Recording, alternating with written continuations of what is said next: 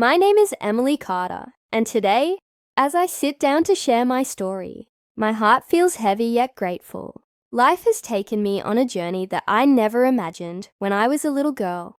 Sometimes, I still close my eyes and see myself at 6 years old, small, innocent, and unaware of the storm that was about to change everything. I was playing outside our small house on a sunny afternoon.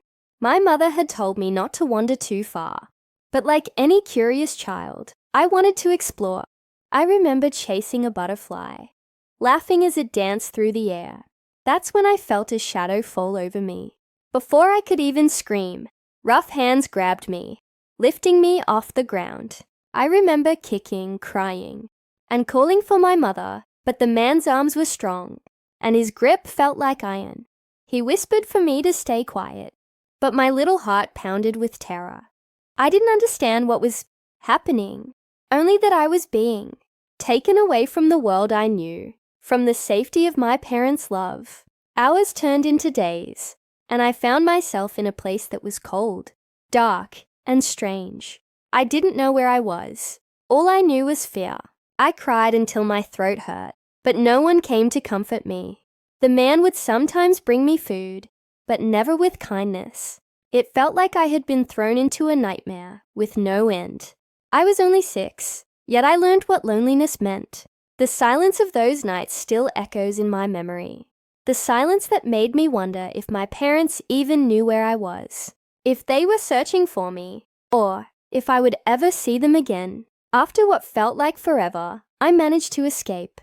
It wasn't because I was strong or clever. Maybe it was fate. Maybe it was God's mercy. One stormy night, when the man left the door unlocked, I ran. I ran barefoot, my small legs trembling, my tears mixing with the rain. I didn't know where I was going, but I knew I had to get away.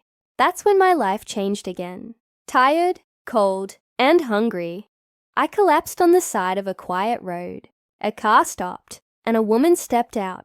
She wrapped me in her coat, her eyes filled with shock and concern. Beside her stood a kind-looking man.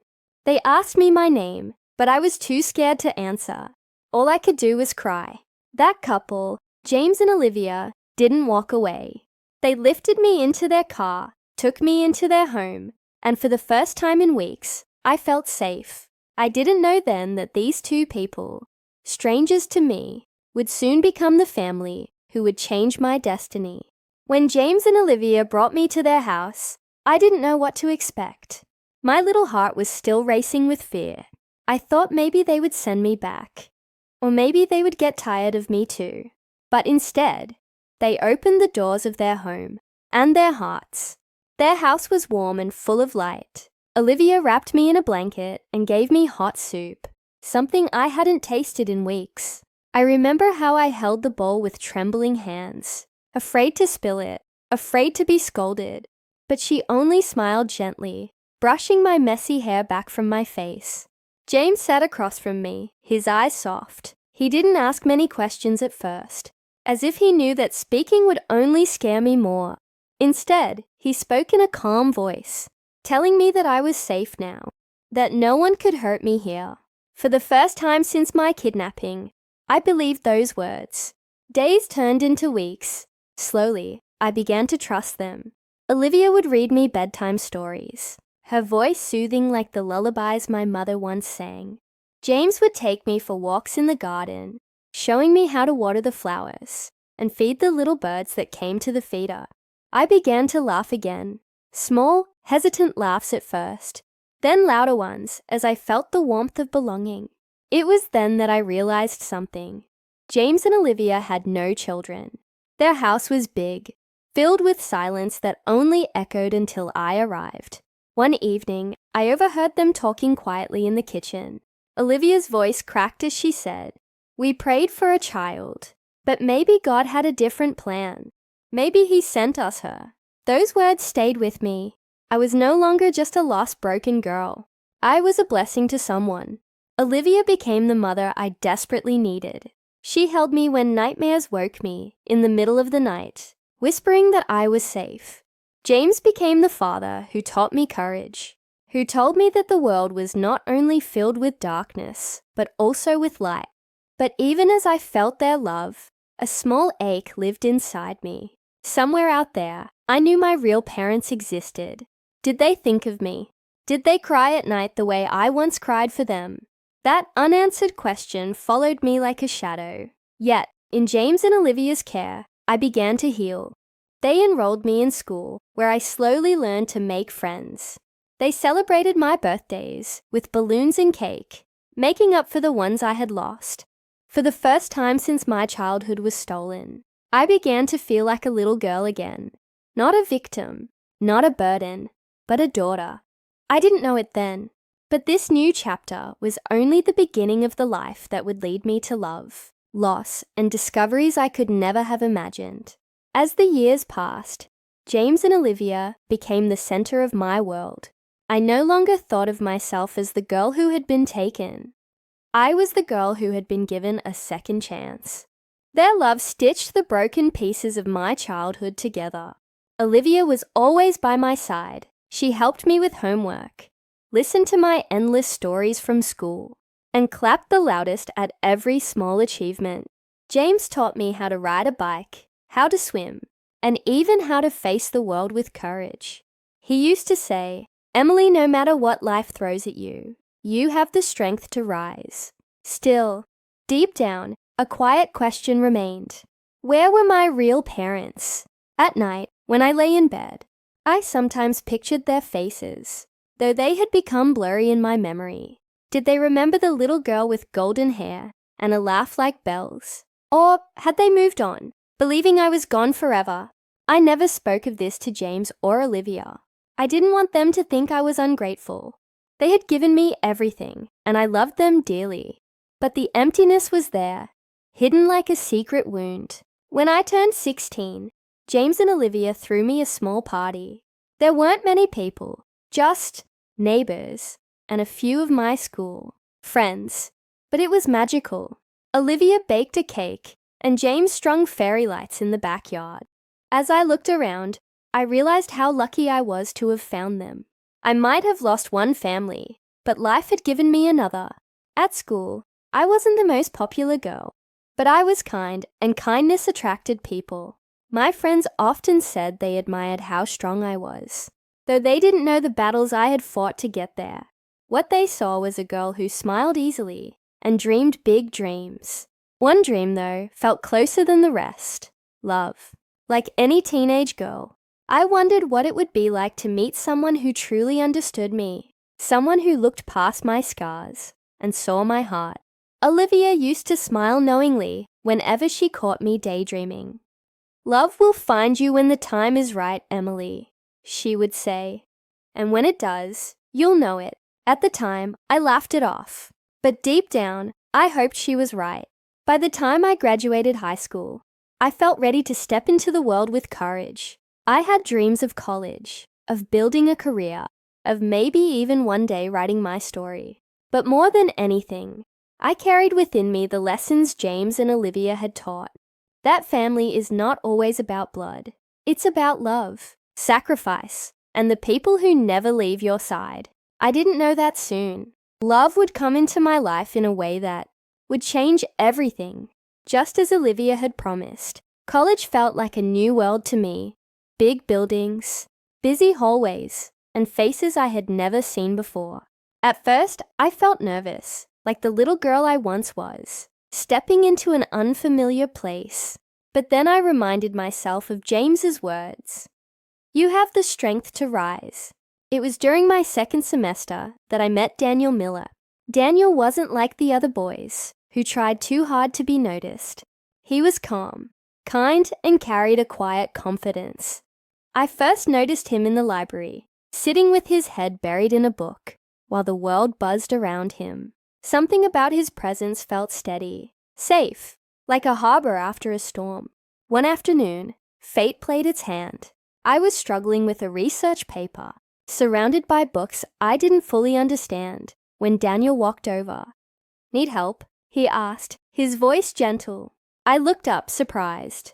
"Is it that obvious?" He smiled, and I remember thinking that his smile wasn't just polite, It was genuine.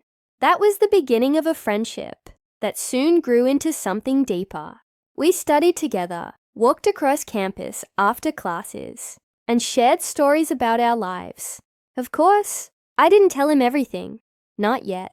My past felt too heavy, too fragile. But somehow, I knew that Daniel wasn't someone who would run away from it. He had the kind of heart that listened without judgment. One evening, as we sat on a bench under the soft glow of campus lights, Daniel said something that made my heart stop. "You know, Emily," he began, looking at the stars, "I think people who go through hard times have the brightest souls. Maybe that's why you shine the way you do." I didn't know what to say. No one had ever seen me like that before. Not as broken, not as lost, but as someone strong, someone worth loving. It was then that I realized I was falling for him. Of course, Olivia noticed before I ever said a word. Mothers always do. One evening, as I helped her prepare dinner, she teased, "So, who's the boy?" I blushed, nearly dropping the spoon. She laughed softly and said, "Emily, when love is real, it shows. Don't be afraid of it." Daniel became more than just a friend. He became my safe place, my secret keeper, and slowly, my first love. Every moment with him felt like a gift, like the universe was making up for the years I had lost. I didn't know it then, but Daniel was about to become the turning point in my story, the man who would teach me what true love really meant. Falling in love with Daniel was like watching the sunrise after a long, dark night. Everything felt brighter, warmer, more alive. With him, I didn't have to pretend. I could laugh without fear, cry without shame, and dream without limits. He was patient with me, never pushing too hard when I wasn't ready to share my past. Still, there were moments when I felt the weight of my secrets pressing down on me. Could someone like him truly accept someone like me? Someone with scars, someone with a stolen childhood. One rainy evening, I found the courage to tell him. We sat in a small cafe, raindrops sliding down the window beside us. My hands trembled as I told him about being kidnapped at 6, about the nights of fear, about how James and Olivia had rescued me and raised me as their own. When I finally stopped, afraid to meet his eyes, Daniel reached across the table and held my hands. "Emily," he said softly, "your past doesn't define you. What defines you is the strength it took to survive and the love you carry in your heart. I don't see a victim. I see the bravest woman I've ever met."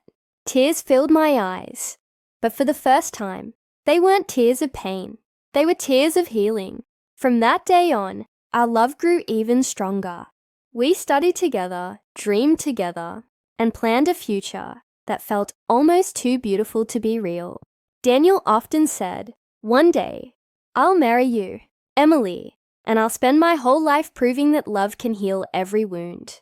That day came sooner than I expected. After graduation, Daniel proposed in the most simple yet heartfelt way.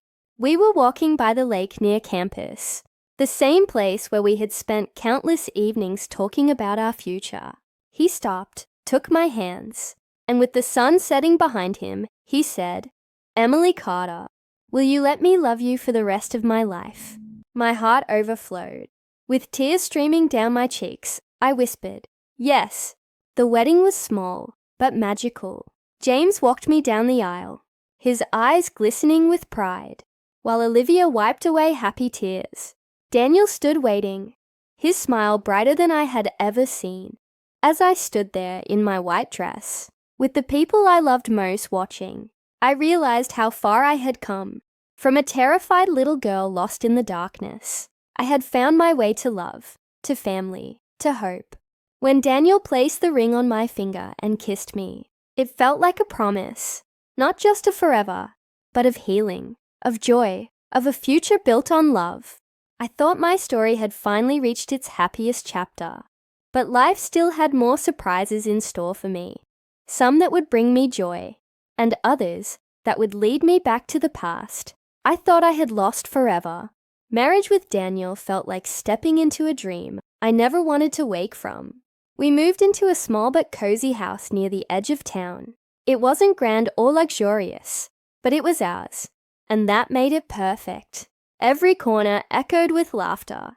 Every room carried the warmth of love. Daniel was not just a husband. He was a best friend, a confidant, a safe place. We spent evenings cooking together, often laughing at our own kitchen disasters. On weekends, we took long drives with the windows down, the wind carrying our laughter into the sky. James and Olivia often visited. They loved Daniel like a son, and he loved them back with the same respect and affection. I could see in their eyes that they felt at peace, knowing I was loved and cherished. Still, sometimes in the quiet of the night, I lay awake thinking about the family I had lost. My real parents were somewhere out there, but the years had stretched into decades. Were they alive? Did they still search for me? Or had they buried my memory long ago? Daniel always sensed when my mind wandered there. One night, he held me close and whispered, "You don't have to carry that pain alone. If you ever want to search for them, I'll be right beside you."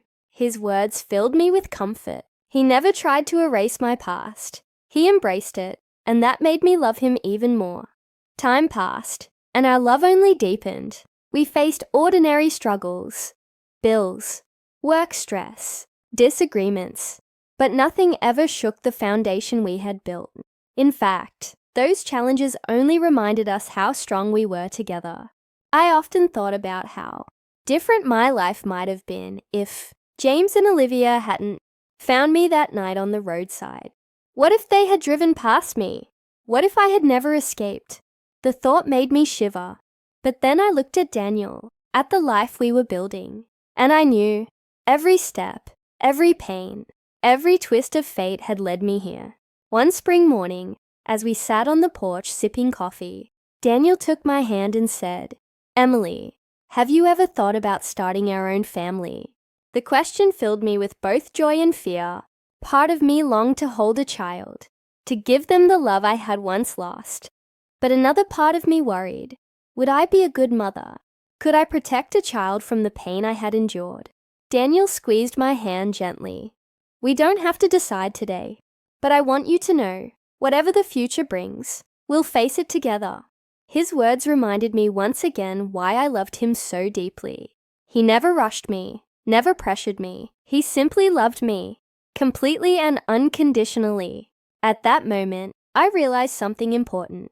My story wasn't just about surviving the past. It was about building a future filled with love, with hope, and maybe, one day, with children who would know nothing but safety and warmth.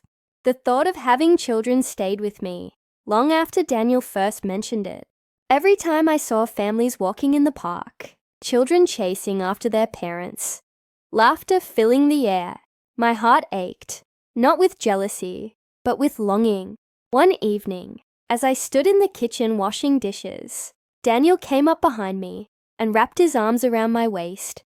"You've been quiet lately," he whispered. I smiled faintly. "Just thinking. About us?" he asked gently. I nodded. "About what kind of parents we'd be." Daniel turned me to face him. His eyes were filled with that steady love I had grown to depend on. "Emily, I don't doubt for a second that you'd be an incredible mother. Everything you've been through has only made you stronger, more compassionate. Our child would be the luckiest kid in the world." His words melted my fears. In that moment, I felt ready to embrace the next chapter. A few months later, we decided it was time to try. It wasn't easy. Life rarely is. But with every step, Daniel was by my side. He went with me to doctor appointments, painted the nursery walls soft yellow, and even read baby books aloud at night, making us both laugh with his dramatic voices. The day I found out I was pregnant, I couldn't stop crying. Tears of joy, of disbelief, of gratitude. Daniel lifted me off my feet in a warm embrace, spinning me around the room. "We're going to be parents!" he shouted with pure happiness. When we shared the news with James and Olivia, they were overjoyed. Olivia hugged me tightly, whispering, "You're giving us the greatest gift we could ever imagine, a grandchild." James's eyes shone with pride. as if he had been waiting his whole life for this moment. Pregnancy wasn't easy for me. There were days of exhaustion, nausea, and worry. But Daniel never let me feel alone. He cooked meals when I was too tired, held my hair back when I was sick, and reminded me every day how beautiful I was, even when I didn't feel it.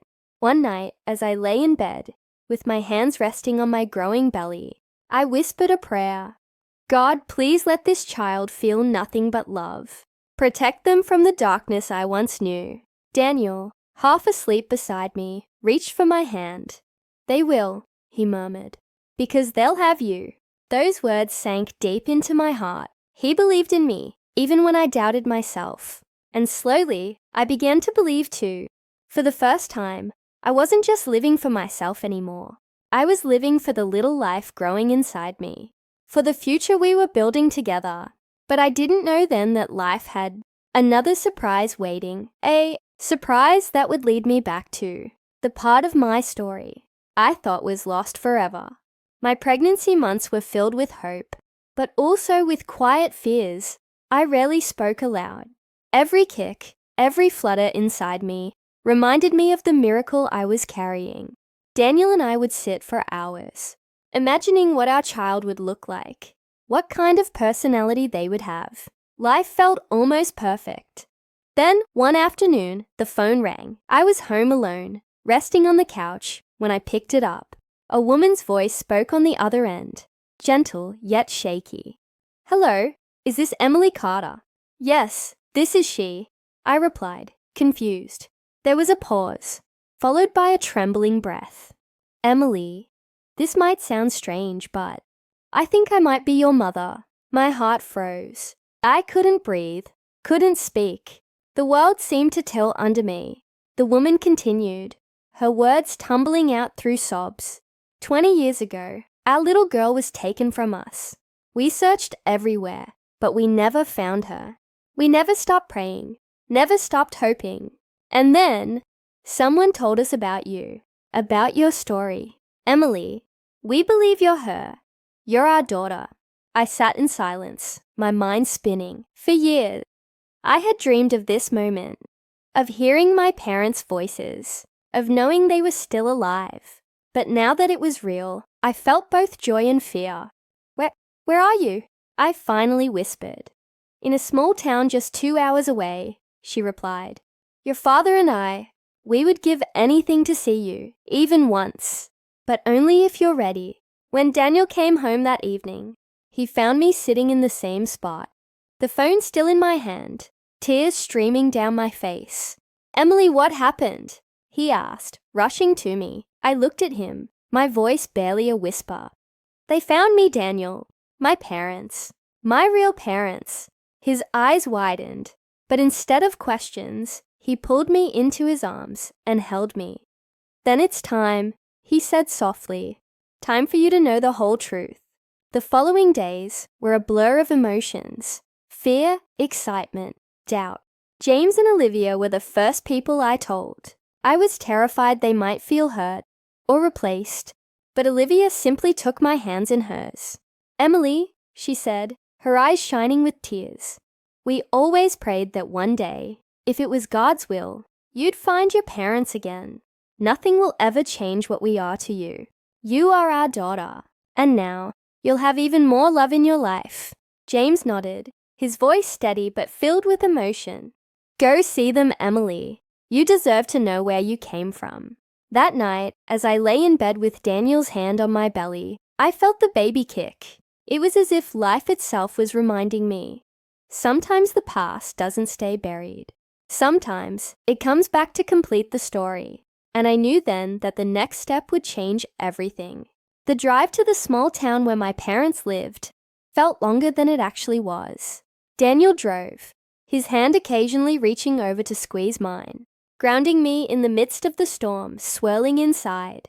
My heart pounded the entire way. What if it wasn't real? What if this was some cruel mistake? As we pulled into a quiet street, lined with modest homes, I spotted a couple standing on the porch of a small white house.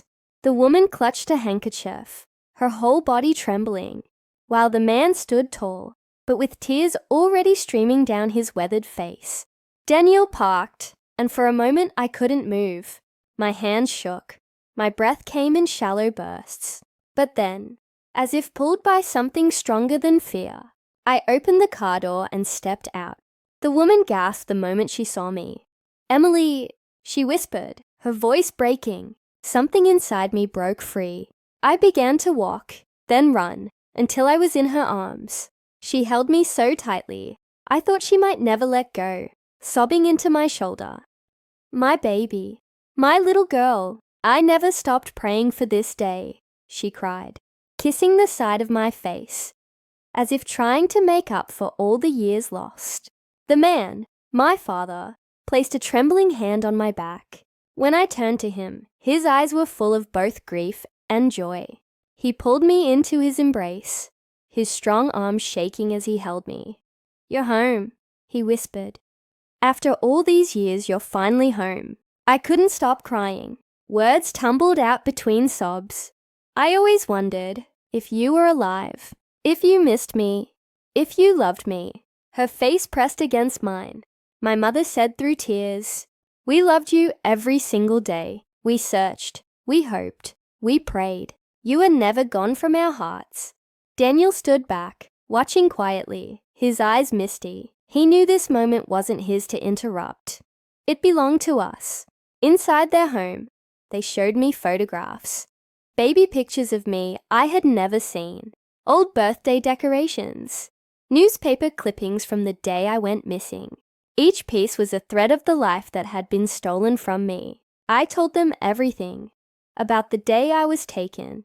About the kind strangers who raised me. About James and Olivia's endless love. They wept with gratitude when they heard how well I had been cared for. "God gave us another family to hold you until we could," my father said, gripping my hand. "And now he has brought you back." As the evening faded into night, I realized something profound. I wasn't losing one family by finding another. Instead, my heart was expanding, big enough to hold them all.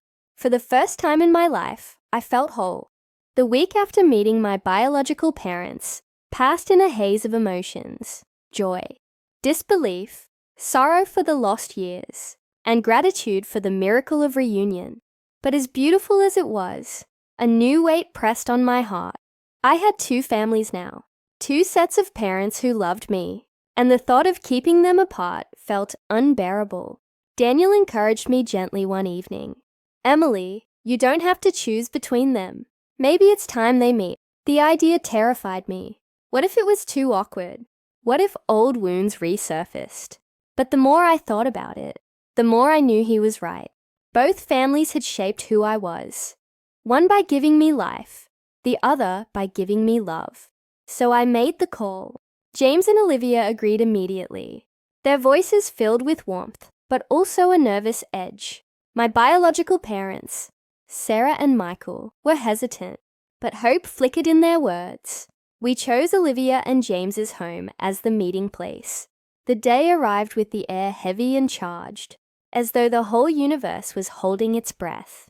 I stood on the porch, wringing my hands, when I saw Sarah and Michael approach. Their steps were slow, their eyes darting nervously. James opened the door before they could knock, his kind eyes steady, though his hands trembled. Olivia hovered behind him, her smile gentle but cautious. "Please come in," James said softly. For a moment, silence stretched. Two worlds, one of loss, one of survival, stood face to face. Then Olivia stepped forward, her eyes glistening. She reached for Sarah's hand. "You raised her first," Sarah whispered, her voice breaking. "And when she was taken from us, you gave her love. Thank you. Thank you for saving our daughter." Olivia's tears fell freely as she clasped Sarah's hand tighter. "She saved us too. We thought our home would never know the laughter of a child until she came. She is our greatest blessing." Michael stepped forward, shaking James's hand firmly. "You gave her the life we prayed she'd still have. For that, I'll be grateful until my last breath." James nodded, his voice rough with emotion. "We only ever wanted her to feel safe, to feel loved. We knew she wasn't ours by blood, but in every way that matters, she is our daughter. I couldn't stop crying. The sight of the four people who had defined my life, standing together, not as rivals, but as family, was more than I had ever dreamed.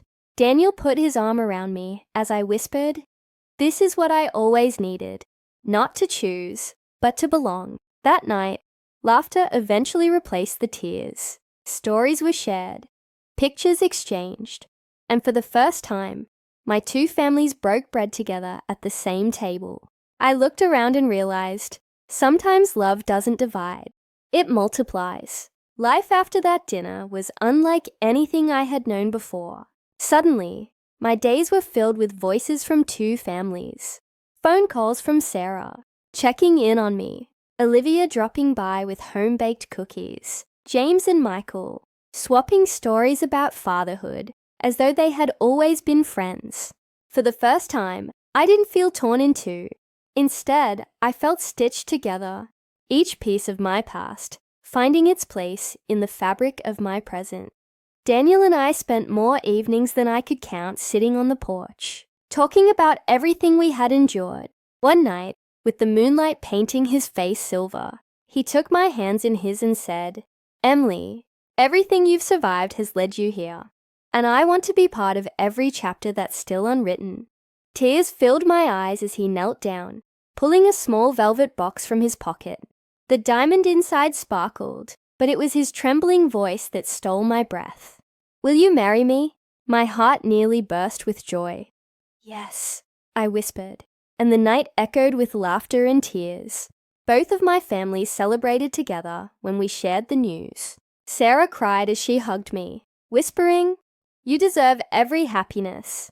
Olivia, standing right beside her, smiled through her own tears, "And we'll make sure she gets it." The wedding was small, but filled with love. Michael walked me down the aisle, alongside James, two fathers, once separated by fate, now united in pride. My mother, Sarah, straightened my veil, while Olivia held my bouquet until it was time. The sight of them together made me believe in miracles all over again. As I looked at Daniel waiting for me at the altar, I realized how far I had come. From the terrified little girl stolen at 6 years old, to the broken child finding refuge in strangers' arms, to the woman now standing strong between two families, and a man who loved me beyond words. I had lived 1,000 lives in one. That night, as Daniel and I danced under strings of golden lights, I felt whole. My past no longer haunted me. It had shaped me, and my future wasn't clouded by fear. It was wide open, filled with possibility.